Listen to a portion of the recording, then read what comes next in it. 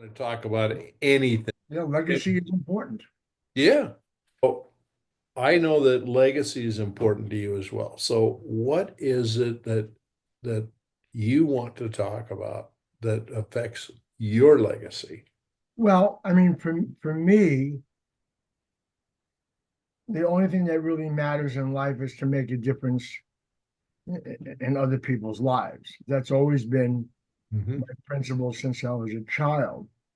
Now, in my process, for those listening, I was diagnosed with stage 4 cancer 3 months ago, but my chi was very strong, and the assumption is I'm going to transcend this and serve others even more than I did before. About 3 weeks ago, I had an emotional meltdown just around the idea I might actually die here, um, and where's God, and all the standard questions of faith that people have. And I have a very strong support team involved with me because I have a large network of friends and they're pretty wise. And I call this one fellow who I consider my spiritual guide and said to him, I'm just totally losing it. I'm just losing it. And he said to me, you're forgetting your own teachings. And your teachings are, speaking of me, Yeah. to have no regrets about the past, have no expectations about the future, be mindful and in the moment, and live your intention.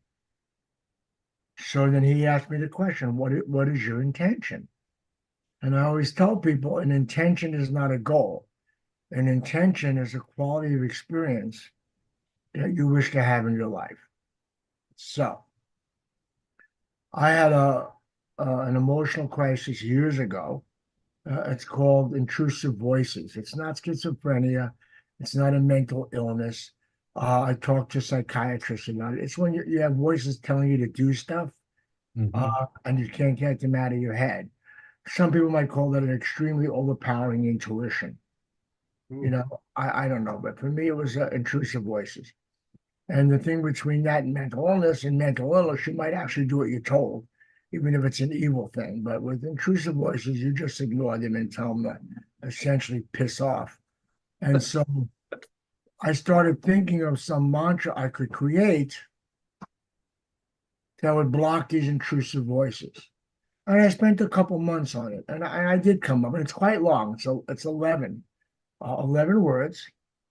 Some of them are not easy to remember. So I think the darker part of my psyche tried to block them. What Jung called the shadow self, the negative self, the dark part of ourselves, actually kept me so that I couldn't remember what they were.